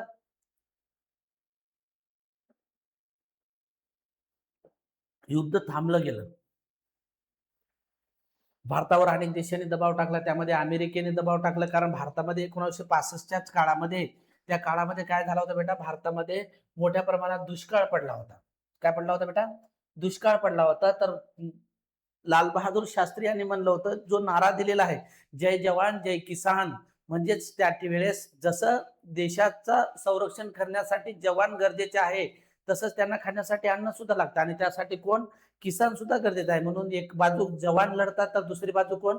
किसान लढतात. म्हणून जय जवान जय किसानचा नारा कोणी दिला होता? लाल बहादूर शास्त्री. मग त्याच्यानंतर युद्धबंदीची घोषणा आली. घोषणा आल्याच्या नंतर 1966 मध्ये ताशकंद करार झाला होता बेटा. कोणता करार? ताशकंद करार. उझबेकिस्तानची राजधानी ताशकंद त्या ठिकाणी रशियाच्या मदतीने त्या ठिकाणी तो करार झाला होता. आता त्या करारावर लाल बहादूर शास्त्री यांनी सही केली, म्हणजे दबाव आणला होता मोठ्या प्रमाणात. त्यानंतर त्यांना सही करावी लागली. सही केल्याच्या नंतर त्याच वेळेस त्यांचा मृत्यू झाला 1966 मध्ये. ताशकंद कराराच्याच वेळेस उझबेकिस्तानला असं म्हणलं जातं की त्यांचं काय विषबाधा झाली होती, त्यातच त्यांचा मृत्यू झाला. कोणाचा? लाल बहादूर शास्त्री. लक्षात असू द्या, त्यांच्या काळामध्ये 1965चं युद्ध आणि ताशकंद करार विचारला जातं बेटा. ताशकंद ही उझबेकिस्तानची राजधानी आहे. कशाची राजधानी आहे? उझबेकिस्तानची राजधानी आहे ताश्कंद. एखाद्या वेळेस आपण याच्यावर एखादा व्हिडिओ बनवू आणि त्यावेळेस आपण सविस्तरपणे पाहू. त्याच्यानंतर आता नरेंद्र मोदीचा जर विचार केला तर नरेंद्र मोदींच्या काळामध्ये सर्जिकल स्ट्राईक झाली, त्याच्यानंतर पुलवामा अटॅक झालं, त्याच्यानंतर बरंचसं काही घडलं. आता 2025 मध्ये झालेला ऑपरेशन सिंदूर हा सुद्धा नरेंद्र मोदीच्या काळामध्ये, आणि नरेंद्र मोदींनी 2014 ते 2026 पर्यंत तिसरी वेळेस त्यांचा कार्यकाळ सुरू आहे. बहुतेक त्यांना 12-13 वर्ष झालं. त्याच्यानंतर आता इंदिरा गांधीचा जर विचार केला तर इंदिरा गांधीच्या काळामध्ये 1971चं युद्ध झालं होतं. कोणतं बेटा? 1971ला. याच 71चा युद्ध भारत पाकिस्तान मध्ये झाला आणि त्यातच कोणत्या देशाची निर्मिती झाली? बांगलादेशाची निर्मिती झाली, बांगलादेश. त्याच्यानंतर इंदिरा गांधीच्या काळामध्ये महत्वाचं म्हणजेच 1984 मध्ये झालेला ऑपरेशन कोणता बेटा? Blue star. Operation blue star. या ऑपरेशन ब्लू स्टार मुळेच, आणि ज्यावेळेस हा हैदराबाद संस्थान विलीन करण्यात आला त्यावेळेस ऑपरेशन पोलो झाला होता. कोणता? Operation polo. Operation blue star. Operation blue star मुळेच काय झालं होतं, जे खलिस्तानी होते पंजाब राज्यामध्ये त्यांना काय पाहिजे होता? स्वतंत्र देशाची मागणी करत होते. ते खलिस्तानी ज्यावेळेस सुवर्ण मंदिर, शीख लोकांचा पवित्र असा प्रार्थना स्थळ म्हणून मानलं जातं पंजाब राज्यामध्ये, अमृतसर शहरामध्ये सुवर्ण मंदिर आहे. त्या सुवर्ण मंदिरामध्ये जाऊन घुसल्याच्या नंतर त्यांना बाहेर काढताना जी पोलीस कारवाई झाली त्यामध्ये त्या सुवर्ण मंदिराचं काय झालं बेटा? मोठ्या प्रमाणामध्ये नुकसान झालं. त्याच वेळेस जो राबवलेला कोणता होता? Operation blue star. त्याच नंतर याच इंदिरा गांधीचे 2 बॉडीगार्ड म्हणजेच अंगरक्षकांनी त्यांची हत्या केली होती. एक कोण? सतवंत सिंह आणि बियान सिंह, या दोघांनी काय केली होती? इंदिरा गांधीची हत्या केली होती. तो सुद्धा आपण बघू एखाद्या वेळेस, ऑपरेशन ब्लू स्टार. त्याच्यानंतर राजीव गांधीची सुद्धा हत्या तशाच प्रकारे झाली होती. ते ज्यावेळेस 1991 मध्ये श्री पेराम्बदूर या ठिकाणी, कोणत्या ठिकाणी बेटा? श्री पेराम्बदूर या ठिकाणी ज्यावेळेस त्यांनी प्रचारासाठी गेले होते, ते पदावर नाही होते, ते प्रचारासाठी गेले होते. ज्यावेळेस ते प्रचारासाठी गेले होते त्याच वेळेस लिट्टे नावाची जी संघटना होती, कोणती? लिट्टे नावाची संघटना, या संघटनेने त्यांची हत्या केली होती. एक नलिनी नावाची महिला आणि धनू नावाच्या महिलेने त्यांच्या गळ्यामध्ये हार टाकला, आणि नलिनी नावाच्या महिलेने काय केलं होतं? त्या ठिकाणी रिमोट कंट्रोलने बटन दाबला होता आणि राजीव गांधीची हत्या झाली होती. तेच त्या ठिकाणी कोणत्या गावामध्ये? श्री पेराम्बदूर हा गाव तामिळनाडू राज्यामध्ये आहे. लिट्टे संघटना ही एक दहशतवादी संघटना होती. कुठे कार्यरत होती ती? श्रीलंकेमध्ये 2 गट असतात, सिंहली आणि तमिळी, जे आपल्या देशातून तमिळ राज्यातून गेलेले लोक आणि ते मूळचे श्रीलंकेचे लोक यांच्यामध्ये नेहमी वाद सुरू असतात. त्याच वेळेस त्यांचा वाद असा विकोपाला गेला होता की ती श्रीलंका सरकारला तो आटोक्यात आणणं शक्य नाही होतं. मग त्यांना शक्य नसल्यामुळे त्यांनी काय केलं? भारत सरकारकडे मदत मागितली, आणि त्यावेळेस देशाचे पंतप्रधान होते राजीव गांधी. त्यांनी जी सेना पाठवली होती त्याला म्हणलं जातं, कोणती सेना बेटा? शांती सेना पाठवली होती. मग त्या शांती सेनेमुळे त्यांचं काय? शांती सेना. त्याच्यानंतर इंदिरा गांधी स्वातंत्र्याच्या काळामध्ये वानर सेनेची स्थापना केली होती. वानर सेना, लहान लहान मुलाच्या सेनेला काय? वानर सेना. त्याच्यानंतर राजीव गांधींनी कोणती सेना पाठवली होती? शांती सेना. त्यामध्ये लिट्टे संघटनेचं मोठ्या प्रमाणावर नुकसान झालं. मग त्या नुकसान झाल्याच्या नंतर लिट्टे संघटनेने काय केलं की राजीव गांधींना मारण्याचा कट रचला, आणि त्यातच श्री पेराम्बदूर ज्यावेळेस त्यांनी प्रचारासाठी गेले त्याच वेळेस त्यांचा मृत्यू झाला. पदावर असताना नाही, तर ते काय होते? फक्त प्रचारासाठी गेले होते, त्यावेळेस ते पदावर नाही होते. आपल्या या प्रश्नाचं उत्तर बेटा जवाहरलाल नेहरू. व्हिडिओ थोडं वाढत असेल परंतु बेटा गरजेचं आहे म्हणून मला वाटतं की सांगून द्यावं. उद्याची काय गॅरंटी मी असेल नसेल. पुढचा प्रश्न आहे, भारताच्या लोकसभेचे स्पीकर कोण आहेत? आता चालू घडामोडीचा प्रश्न आहे. त्याच्यानंतर युपीआयचं लॉंग फॉर्म विचारलेला आहे. UPI, unified payments interface, option क्रमांक 1 असेल. पुढचा प्रश्न, लोणार सरोवर कोणत्या राज्यामध्ये आहे? लोणार सरोवर बेटा, लोणार सरोवर कोणत्या राज्यात आहे? बुलढाणा राज्यात. कशामध्ये मुळे झालेला आहे? उल्कापातामुळे. कशामुळे बेटा? उल्कापातामुळे याची निर्मिती झाली आहे. म्हणजेच काय? आकाशातून एखाद्या 2 ग्रहामध्ये टक्कर झाल्याच्या नंतर त्याचा काही भाग ते हवेमध्येच न हे होता नष्ट न होता पृथ्वीपर्यंत येतात आणि त्यापासूनच एक खड्डा पडलेला आहे, त्यालाच काय म्हणलं जातं, उल्कापात. यापासून एका सरोवराची निर्मिती झाली, त्यालाच कोणतं सरोवर म्हणलं जातं बेटा, लोणार सरोवर. लोणार सरोवर. त्याच्यानंतर लोणार सरोवर कोणत्या राज्यात, बुलढाणा जिल्ह्यात. जवळजवळ याचं किती, 50,000, याचं किती, जवळजवळ 50,000 वर्षापूर्वीचा आहे. किती वर्षापूर्वीचा आहे, 50,000 वर्षापूर्वीचा हा सरोवर आहे असं मानलं जातं. पण त्यानंतर बेटा आता एका हा तर झाला लोणार बद्दल दरवर्षी विचारलं जातं. त्याच्यानंतर बरेचसे असे सरोवर आहे ते विचारलं जातात. आता केरळ राज्यामध्ये 3 आहे. एक वेबनाड आहे, एक कोणता, एक वेबनाड, एक अष्टमुडी आहे. अष्टमुडी, केरळमध्ये एक वेबनाड, अष्टमुडी, आणखीन एक सरोवर आहे वेबनाड, अष्टमुडी. आता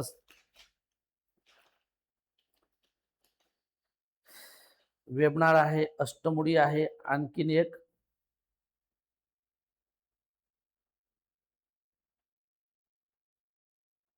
वेबनाड आणि अष्टमुडी. लोकटक तर तो तिकडे पूर्वेकडे आहे. वेबनाड हे केरळ राज्यात आहे, केरळ. लोकटाक सरोवर हा मणिपूर राज्यामध्ये आहे बहुतेक, मणिपूरमध्ये पूर्वेकडे लोकटाक. त्याच्यानंतर सांभर सरोवर आहे बेटा, सांभर सरोवर. हा सांभर सरोवर जो आहे, हा सांभर सरोवर राजस्थान राज्यात आहे, राजस्थान राज्यात आहे. हा खाऱ्या पाण्याचा, या ठिकाणी मिठाचं उत्पादन केलं जातं. पण त्याच्यानंतर जम्मू काश्मीर राज्यामध्ये आहे दाल, एक दाल आहे आणि एक उलर आहे. या उलर सरोवरातून एका झेलम नदीचा उगम होतो. उलर सरोवर हे कुठे, जम्मू काश्मीर राज्यात, जम्मू काश्मीर राज्यात, जम्मू काश्मीर राज्यात आहे बेटा. मग त्याच्यानंतर आणखीन जो सरोवरांबद्दल आहे, 2 आंध्र प्रदेश राज्यात, पुलिकत आणि कोलेरू हे 2 आंध्र प्रदेश राज्यात आहे, खाऱ्या पाण्याचे, आंध्र प्रदेश राज्यात. त्याच्यानंतर खाऱ्या पाण्याचा सर्वात मोठा चिल्का सरोवर आहे बेटा, कोणता, चिल्का सरोवर. चिल्का सरोवर हा कोणत्या राज्यात आहे असा प्रश्न विचारला जातं, तर चिल्का सरोवर हा ओडिसा राज्यात आहे, ओडिसा राज्यात आहे. असे हे सरोवर विचारले जातात.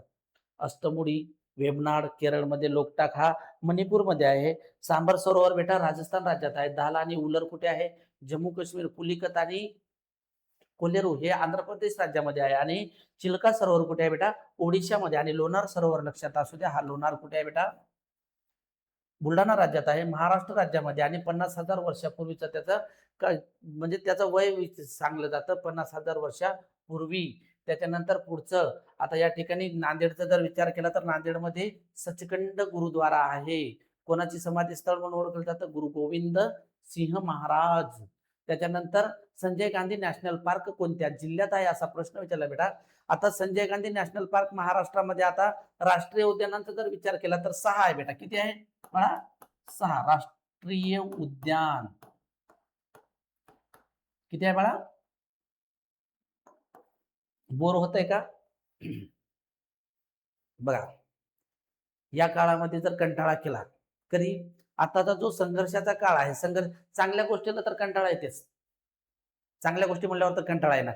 तेच जर तुम्हाला जर चित्रपट लावून दिला असता तर तुम्ही चांगल्या प्रकारे बघितला असता 3 तासात. आता हा जर तुम्ही जर सध्याचा जो संघर्ष, शांततेच्या काळामध्ये जर घाम गाळला तर युद्धाच्या काळामध्ये बेटा तुमचं रक्त सांडणार नाही. आता बऱ्याचशा मुलांना वाटतंय की हे काय लागलं, हे काय झालं, ते काय झालं. आता पट्ट जर सांगितलं तुम्हाला AK-47 सारखं तर तुमच्या लक्षात काही बसणार नाही. त्याच्यानंतर तुमच्या प्रत्येक गोष्टी तुमचं क्लिअर होणं गरजेचं असतं, तुम्हाला समजणं. मी एवढ्या हळू पद्धतीने का सांगतो की मी तुमच्यासारखं तुमच्या जागेवरून इथपर्यंत आलो, मला माहिती तुमच्या कोणत्या पद्धतीनं तुम्हाला समजतं बेटा. त्या ठिकाणी जर तुम्हाला फक्त कॉन्सन्ट्रेशन, आवड निर्माण करा, आवड. चांगल्या गोष्टीला तुमचं मेंदू कधीच मान्यता देणार नाही. जर तुम्ही 5 तास मोबाईल घेऊन बसला तर तुम्हाला कंटाळा येणार नाही. मोबाईल घेऊन बघताना म्हणजे काय, लेक्चर बघताना कंटाळा येतं, चित्रपट लावला किंवा इंस्टाचा रील्स जर बघित राहिले तर त्यामध्ये तुमचा वेळ जाणार नाही. ते तुमचं पर्सनल आहे, मी काही सांगू शकत नाही. परंतु या ठिकाणी ज्यावेळेस तुम्हाला कंटाळा येते, समजायचं आपण ज्या चांगल्या मार्गाला गेल्याच्या नंतर त्या ठिकाणी तुम्हाला त्रास होणार, मेंदू म्हणणार हे काय लागलं, हे काय लागलं, हे काय लागलं. तर त्याच्यासाठी फक्त कॉन्सन्ट्रेशन ठेव, तुझं एकही मार्क जाऊ दे ना, पोलीस भरतीला तर जाऊ देत नाही, 100% जाऊ देत नाही. त्या ठिकाणी बघा आता राष्ट्रीय उद्यान, आता या ठिकाणी फक्त आपल्याला एक संजय गांधी नॅशनल पार्क विचारलं, याबद्दल आता आता संजय गांधी विचारलं, उद्या विचारतील ताडोबा, मग नंतर विचारतील नागझिरा, मग नंतर विचारतील तुला मेळघाट, मग नंतर विचारतील तुला सह्याद्री, मग तुला अनेक वेगवेगळे कधी सांगण्यापेक्षा आजच एक वेळ सांगून दिलं. राष्ट्रीय उद्यानाचा जर विचार केला तर आपण पूर्वेकडून इकडे येऊ किंवा पश्चिमेकडून जाऊ, संजय गांधीच घेऊ सुरुवातीला. संजय गांधी, आता सगळं काही लिहित नाही, काही गोष्टी समजून. संजय गांधी नॅशनल पार्क हा आहे संजय गांधी राष्ट्रीय उद्यान हा बोरीवली, बोरीवली हा ठिकाण कुठे आहे बाळा?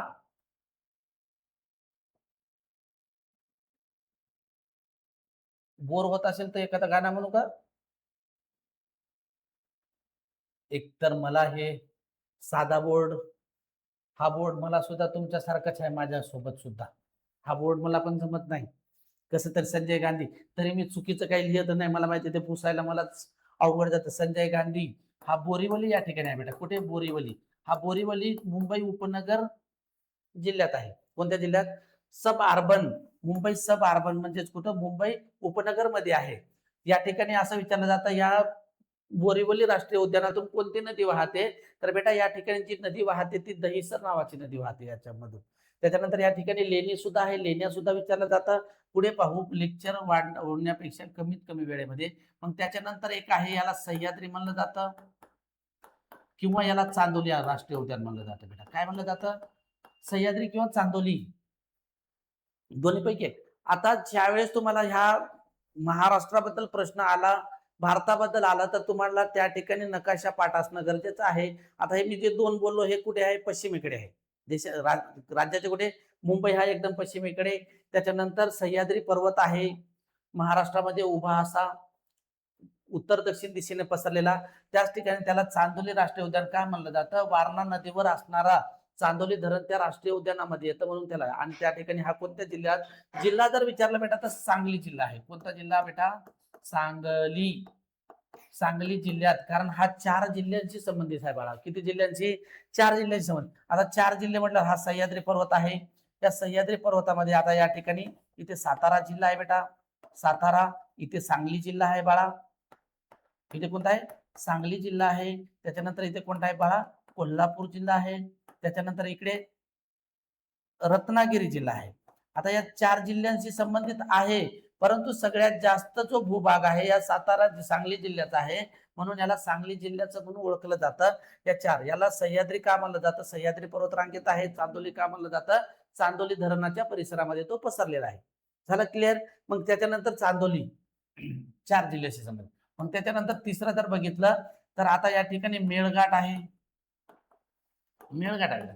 मेळघाट कुठे आहे? अमरावतीमध्ये आहे. अमरावतीमध्ये. त्याच्यानंतर चौथा आहे बेटा पेंच. पेंच, पेंच कुठे आहे बाळा? नागपूर जिल्ह्यात. नागपूर जिल्ह्यात. त्याच्यानंतर जो पाचवा आहे, तो नागझिरा आहे. नवेगाव नागझिरा कुठे आहे बेटा? हा गोंदिया जिल्ह्यात आहे. गोंदिया भंडारामध्ये दोन्ही जिल्ह्यामध्ये देऊ शकतात, कारण थोड्याफार प्रमाणात क्षेत्र गेलं आहे. त्याच्यानंतर 6वा आहे बेटा कोणता? ताडोबा आहे. ताडोबा अंधारी म्हणून सुद्धा ओळखलं जातं. ताडोबा अंधारी कुठे बेटा? हा आहे चंद्रपूर जिल्ह्यात आहे बाळा. चंद्रपूर. हे राष्ट्रीय उद्यान 6. किती बेटा? हे 6 राष्ट्रीय उद्यान. आता या ठिकाणी हे 6 राष्ट्रीय उद्यान आहे. संजय गांधी, सह्याद्री, मेळघाट. त्याच्यानंतर या ठिकाणी नद्या सुद्धा विचारल्या जातात. कोणती नदी वाहते कोणत्या ठिकाणातून? या पेंच नदी, पेंच नदीच्याच परिसरामध्ये आहे. नागझिरा इकडून नदी येते, ती कोणती? आपली वैनगंगा नदी वाहते याच्यातून. त्याच्यानंतर मेळघाट मध्ये सिपना नावाची नदी वाहते बेटा. सह्याद्रीमध्ये कोणती? वारणा नावाची नदी वाहते. या ठिकाणी दहिसर नावाची नदी वाहते. आणि ताडोबा मधून ताडोबा अंधारी नावाची नदी वाहते. कोणती बेटा? अंधारी. असे हे प्रश्न तुम्हाला विचारले जातात. तर कोणत्या जिल्ह्यामध्ये असेल मग नॅशनल पार्क? हा संजय गांधी नॅशनल पार्क कुठे? मुंबईमध्ये, मुंबई उपनगर. बाकीचे या ठिकाणी बेटा असे वाहतात त्या बाकीच्या जिल्ह्यांमध्ये. पुढचा प्रश्न आहे, भारतामध्ये सर्जरीचे जनक असं कोणाला म्हणलं जातं? मी सुद्धा थकलो तुमच्यासारखं, म्हणून या ठिकाणी सुश्रुत याला भारतीय सर्जरीचे जनक म्हणजे ऑपरेशन जे केलं जातं फादर ऑफ सर्जरी म्हणून ओळखलं जातं, सुश्रुत. त्याच्यानंतर सुश्रुत संहिता हा त्यांचा काय त्या ठिकाणी त्यांचा जो ग्रंथ आहे त्याच्यातूनच आताचे डॉक्टर जे अभ्यास करतात आणि त्या ठिकाणी त्यांनी त्या काळामध्ये लिहून ठेवलेलं आहे कितीतरी पद्धतीने ऑपरेशन करता येतात शरीराचं. त्याच्यानंतर आर्यभटांचा जर विचार केला तर हे गणितीय तज्ज्ञ आहे. त्याच्यानंतर खगोलशास्त्र तज्ज्ञ सुद्धा आहे. त्या काळामध्ये त्यांनी लावलं होतं की पृथ्वी स्वतःच्या आसाभोवती फिरतय असं त्यांनी संशोधन केलं. त्याच्यानंतर असं म्हणलं जातं की शून्याचा शोध त्यांनी लावला. त्याच्यानंतर त्यांनी बरचसं काही गणितामध्ये सुद्धा बरचसं काही. त्याच्यानंतर हा जो रामानुज आहे यांचा जन्म आहे 22 फेब्रुवारी की डिसेंबर काहीतरी आहे बेटा, 1 मिनिट. या रामानुजचा जन्म जो आहे हा 22 डिसेंबर आहे बेटा, 22 डिसेंबरच आहे. 22 डिसेंबरला राष्ट्रीय गणित दिन साजरा केला जातो. हे खूप गरजेचं आहे. राष्ट्रीय गणित दिन साजरा केला जातो बेटा, यांचा जन्मदिन 22 डिसेंबर 1887 मध्ये त्यांचा जन्म झालेला आहे. कोणाचा? ह्या रामानुज होता, आर्यभट. त्याच्यानंतर सुश्रुत यांनी काय शून्याचा शोध लावला किंवा पृथ्वी खगोलशास्त्रीय शास्त्रज्ञ होतं कोण? आर्यभट. त्यांनी पृथ्वी स्वतःच्या आसाभोवती फिरते त्या काळामध्ये त्यांनी संशोधन केलं होतं. सर्जरीचे जनक सुश्रुत हा दरवर्षी जशास तसा प्रश्न विचारला जातं, लक्षात असू द्या. त्याच्यानंतर अटल सेतू खालीलपैकी कोणत्या दोन हा पश्चिम मुंबई आणि नवी मुंबई यांना जोडतं? शिवडी ते नावाशेवा सुद्धा म्हणलं जातं याला. काय? शिवडी हा ठिकाण उपनगरमध्ये आहे. मुंबई उपनगरमध्ये आहे. शिवडी ते नावाशेवा बेटा, नावाशेवा या ठिकाणी कुठे आहे? हा नवी मुंबईमध्ये आहे. कुठे आहे? नवी मुंबई. त्या ठिकाणी पश्चिम मुंबई आणि नवी मुंबई यांना जोडतं शिवडी ते नावाशेवा. याचा अंतर आहे बेटा हा 21.8 किलोमीटर आहे. 21 किलोमीटर 800 मीटर आहे बेटा. त्यापैकी जो याच्यावरून जातो, कशावरून बेटा? समुद्रातून जातो. हा समुद्रावरचा पूल आहे, सर्वात मोठा देशातील समुद्रावरचा आहे. त्यापैकी यापैकी आता किती काढल्याच्या नंतर 5 जमिनीवरून जो जातो हा 16.5 किलोमीटर कुठून जातो बेटा? हा 16.5 किलोमीटर समुद्रातून जातो. तर 5.3 किलोमीटर हा कुठून जातो बाळा? जमिनीवरून जातो. त्याच्यानंतर या ठिकाणी हा जमिनीवरून जातो. त्यानंतर या ठिकाणी याचं उद्घाटन नरेंद्र मोदी यांच्या हस्ते झालं होतं. कोणत्या वर्षी बेटा? 2024 ला झाला होता. नरेंद्र मोदी यांच्या हस्ते याचं उद्घाटन झालं होतं. कारण देशातील सर्वात मोठा समुद्रावरचा पूल आहे. याची एकूण लांबी 21.8 किलोमीटर आहे. त्यापैकी किती? 16.5 16.5 किलोमीटर तो समुद्रातून जातो. तर जमिनीवरून किती? 5.3 किलोमीटर. याला शिवडी ते नावाशेवा असं सुद्धा म्हणलं जातं. त्याच्यासाठी लक्षात असू द्या. पुढचा प्रश्न ऑप्शन कोट आहे 2. त्याच्यानंतर पुढचा प्रश्न आहे आपला, हे मराठीचं आलं. चला पानावर बसा. त्याच्यानंतर प्रारंभ. खालीपैकी गुणसूत्रे, खालीपैकी हे आपलं आहे. खालीपैकी कोणती गुणसूत्रे पुरुषामध्ये आढळतात? आता या ठिकाणी प्रश्न विचारले खालीपैकी कोणते गुणसूत्रे, याच्याशी संबंधित मी जेवढेही प्रश्न आहे त्याच्यावर प्रश्न विचारलं जातं आणि खालीपैकी कोणते गुणसूत्रे पुरुषामध्ये असतात? आता पुरुष आणि महिला बेटा, पुरुष आणि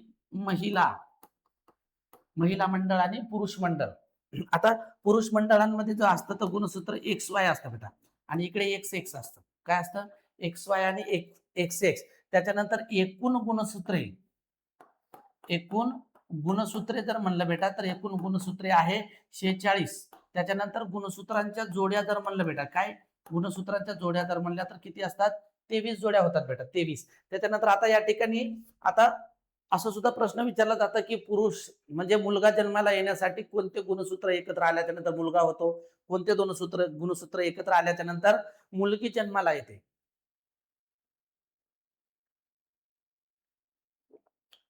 बघा, मुलगा जन्माला येणं किंवा मुलगी जन्माला येणं हा महिला मंडळाचा याच्यामध्ये काहीच नसतं. कारण पुरुषाकडून जर X गेला, काय? पुरुषाकडून जर X गेला तर महिलेकडून तर Xच येणार ना, त्यांच्याकडून तर Y येणार नाही. आणि ज्यावेळेस XX एकत्र येतात, XX एकत्र आल्याच्या नंतर मुलगी जन्माला येतो बेटा, काय? मुलगी. आणि XY जर येत असेल तर काय होतं? मुलगा होतं. परंतु तरी आपल्या येडपट लोक काय करतात? महिलेला दोष देतात. त्या बाईला नेहमी मुलगीच होते म्हणजे दुसरा लग्न कर, मुलगा होते. आता कुठून होणार बेटा? या ठिकाणी जर तुला आता आता महिलेकडे बिचाऱ्यांकडे त्यांच्याकडे Xच असतं. XY एकत्र आल्याच्या नंतर मुलगा होतं. तुम्ही 10 नाही 50 लग्न केले तरी तुम्हाला मुलगीच होणार. दोष कोणामध्ये असतं? पुरुषांमध्ये असतं. त्याच्यासाठी लक्षात असू द्या, XX आला तर काय? मुलगी आणि XY आला तर काय? मुलगा. लक्षात असू द्या त्या ठिकाणी कोणता असेल मग याचं गुणसूत्राच्या पुरुषांमध्ये काय आढळतं बेटा? X Y. एक्स एक्स कशामध्ये असतं? महिलांमध्ये असतं. त्याच्यानंतर एकूण गुणसूत्र 46 आणि जोड्या किती बेटा? 23. पुढचा आहे चांदीची संज्ञा काय? चांदीची संज्ञा काय असा प्रश्न विचारला. चांदीची संज्ञा काय? आता त्याच्यानंतर चांदी एजी असेल बेटा. काय असेल? एजी. एजी बोले तो चांदी आणि एयू बोले तो सोनं. सोनं. त्याच्यानंतर पारा. पाऱ्याचं विचारलं जातं एफ ई. हा काय आहे बेटा? हा सोने आहे. एफ ई म्हणजेच काय? लोखंड आहे बेटा. लोखंड. लोखंड. त्याच्यानंतर लोखंड. त्याच्यानंतर पारा. एच एच जी पारा. सी यू तांबे. H G. एच जी काय बेटा? पाराच आहे. एच जी पारा. A I aluminium. Aluminium. C U काय बेटा? हे तांबे. सी यू काय बेटा? काय कशाचं असेल? तांबे. पीबी कशाचा? शिशे आणि झेड एन जस्त. पीबी. पीबी. पीबी काय असेल बेटा? शिशे. झेड एन काय कशाचा असेल? जस्तचा असेल बेटा. जस्त. हे वारंवार विचारले जातात. हे वारंवार विचारले जातात. त्याच्यासाठी लक्षात असू द्या. ए जी बनलं तर कशाचा? चांदीचा आहे. ए यू सोन्याचा आहे. एफ ई कशाचा आहे बेटा? लोखंडाचा आहे. ए जी त्याच्यानंतर एच जी म्हणल्यावर पारा आहे. ए आय म्हटल्यावर काय? ॲल्युमिनियम. त्याच्यानंतर सी यू म्हटल्यावर तांबे. पी बी म्हटल्यावर काय? शिशे आणि झेड एन म्हणल्यावर काय बेटा? जस्त असेल. EMC चा वर्ग हा सिद्धांत कोणी मांडला किंवा कोणी लिहिला असा प्रश्न विचारला जातं. आता एडिसन, न्यूटन आणि गॅलिलिओ यापैकी तर कोणतंच नाही. याचं उत्तर काय असेल बेटा? यापैकी नाही. यापैकी नाही म्हणजे त्याचा आहे अल्बर्ट आइन्स्टाईन. आइन्स्टाईन याने लावलेला आहे. कशाचा? या CMC चा वर्ग म्हणजेच सापेक्षवादाचा सिद्धांत. कशाचा बेटा? सापेक्षवादाचा सिद्धांत. सापेक्षवादाचा सिद्धांत. सिद्धांत कोणी मांडला? म्हटलं कोणी मांडलं? अल्बर्ट आइन्स्टाईनने मांडलं. मग न्यूटनचा जर विचार केला तर याने गतीचा शोध लावला बेटा. कशाचा? गतीचा शोध. न्यूटन असं म्हणतात की न्यूटन एका झाडाच्या खाली बसलं. कशाच्या? सफरचंदाच्या झाडाच्या खाली बसलं होतं. मग त्या झाडाखाली बसल्याच्या नंतर सफरचंद त्याच्या डोक्यावर येऊन पडला. मग त्यांना वाटलं की डोक्यावर पडण्यावर खाली पडणं वर का जात नाही. मग या पृथ्वीमध्येच म्हणजे या जमिनीमध्ये काहीतरी दडलेलं आहे की हा कशाला कोणत्याही वस्तूला काय करतं? स्वतःकडे आकर्षित करते. म्हणजे याच्यामध्ये चुंबक आहे असं ते करतात. मग त्याच्यानंतर त्याने जो गतीचे शोध नियम लावला त्या 3 नियमाचा शोध लावला. किती नियम म्हणतात गतीचे? 3 नियम. कोणी लावला? न्यूटनने लावला बेटा. मग त्याच्यानंतर एडिसनने कशाचा शोध लावला? तर हा बल्ब. कशाचा लावला? बल्बचा शोध लावला. त्यालाच काय? दिव्याचा शोध लावला. दिव्याचा शोध लावला. कोणी? एडिसनने लावला. मग त्याच्यानंतर त्यांनी त्या दिव्याच्या मध्ये कोणत्या धातूची तार असतं? तर टंगस्टन. टंगस्टन धातूची तार असतं. याचं हे काय असतं? संज्ञा काय असते? डब्ल्यू असते बेटा. लक्षात असू द्या. त्याच्यानंतर गॅलिलिओचा जर विचार केला तर याने दुर्बीनचा शोध लावला होता. कशाचा बेटा? दुर्बीनचा शोध लावला होता. गॅलिलिओने कशाचा शोध लावला? दुर्बीनचा शोध लावला. सापेक्षवादाचा सिद्धांत EMC चा वर्ग अल्बर्ट आइन्स्टाईन. गतीच्या नियमाचा शोध कोणी लावला? न्यूटनने लावला बेटा. आणि एडिसनने कशाचं लागलं? बल्बचा शोध लावला. म्हणून 4ही विचारलं जातं दरवर्षी. म्हणून लक्षात असू द्या. त्याच्यानंतर निरोगी माणसाच्या रक्तदाब किती? आता निरोगी माणसाचा रक्तदाब किती असता असा प्रश्न विचारलेला आहे. आता किती असतं बेटा म्हटल्यावर या ठिकाणी निरोगी माणसाचा रक्तदाब पाहिजे आपल्याला. आता या ठिकाणी हा हे झालं तर 120 ते 180 असं पाहिजे. 120 × 80 असं पाहिजे निरोगी माणसाचा रक्तदाब. त्याच्यापेक्षा जास्तही जमत नाही कमी जमत नाही. यालाच म्हणलं जातं बीपी. जास्त हाय बी जमत नाही, कमी बी लो बी जमत नाही. दोन्ही झालं तरी माणसाचं काय? तिकीट वरचं कटतं म्हणजे कटतं. 100% वर जावंच लागतं. दोन्ही पैकी काही घडलं तरी वर जावं लागतं. पुढचं आहे याचे कार्य व्यवस्थित चालू आहे की नाही तपासण्यासाठी खालीलपैकी कोणते उपकरण वापरतात? आता म्हणसाल तुम्ही स्टेथोस्कोप. तर नाही बघा. आता या ठिकाणी आता ही जी सोनोग्राफी केली जाते काय केली जाते बेटा? सोनोग्राफी केली जाते. आता सोनोग्राफी करणं म्हणजेच आपल्या शरीराच्या आत पोटामध्ये असणारे अवयव बघितलं जातं. किडनी व्यवस्थित आहे की नाही, तुमचं लिव्हर व्यवस्थित आहे की नाही, तुमच्या पोटामध्ये काही जर असेल तर ते कशानं बघलं जातं, या सोनोग्राफीनं बघलं जातं. सोनोग्राफीनं बघितलं जातं. मधला आतला अवयव म्हणजे पोटाच्या आतला जो अवयव असतात ते सोनोग्राफीनं बघितलं जातं. मग त्याच्यानंतर या ठिकाणी आपल्याला काय पाहिजे, हृदयाचे कार्य, हा सुद्धा ऑप्शन असेल का, नाही. हा तर पोटातले अवयव बघण्याचा आहे. मग आपल्याला हृदयाचे कार्य व्यवस्थित चालते का, मग त्या ठिकाणी आता सिटी स्कॅन, आता या सिटी स्कॅननं हृदयाचं कार्य मोजलं जात नाही, परंतु या सिटी स्कॅननं काय केलं जातं, तुमच्या डोक्याचं काही तर असेल, त्याच्यानंतर तुमच्या शरीराचं कोणताही अवयव असेल त्याला बघता येतं सिटी स्कॅननं. काय करता येतात, त्या ठिकाणी तुमचं सिटी स्कॅननं त्या ठिकाणी बघता येतात नसा बरोबर आहेत की नाही काय. मग त्याच्यानंतर हा जो ईसीजी आहे याला म्हणलं जातं इलेक्ट्रो, याला काय म्हणलं जातं बेटा, इलेक्ट्रो, इलेक्ट्रो कार्डिओ, इलेक्ट्रो कार्डिओग्राफ म्हणलं जातं बेटा. काय म्हणलं जातं, इलेक्ट्रोकार्डिओग्राफ म्हणजेच काय, ईसीजी. हे काय करतं की तुमच्या हृदयाचं कार्य व्यवस्थित चालू आहे की नाही, अशी बघाय का, आता चित्रपटामध्ये बघितले असतील, अशी एखादी टीव्ही म्हणजे मॉनिटर असतं, त्यामध्ये एक रेषा असतं बघा, अशी चालत राहते, अशी चालत राहते, चालत राहते. ही रेषा जर वर गेली तरी तिकीट कटते वरचं, आणि खाली आले तरी खालचं वरचं तिकीट कटते. मग या ठिकाणी यालाच काय म्हणलं जातं, ईसीजी म्हणलं जातं. ईसीजी म्हणजेच तुमचा हृदय व्यवस्थित चालू आहे की नाही तो मॉनिटरवर दिसतं, कम्प्युटरमध्ये दिसतं, त्यालाच काय म्हणलं जातं बेटा, ईसीजी म्हणलं जातं.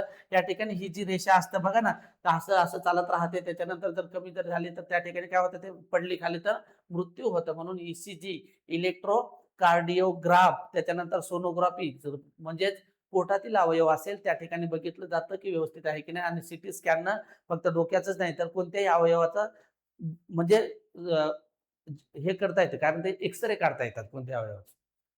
त्याच्यानंतर 1 जीबी म्हणजेच किती, 1024 काय असेल बेटा, ही एमबी असेल.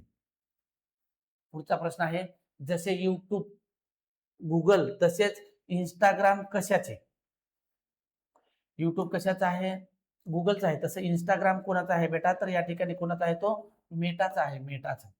त्या मेटाचं इथे Facebook सुद्धा, ह्या Facebookचंच नाव आहे. काय आहे, Facebookचंच नाव मेटा केलेलं आहे. त्याच्यानंतर Instagram सुद्धा यांचाच आहे. Instagram, Instagram आणि आपला जो WhatsApp आहे,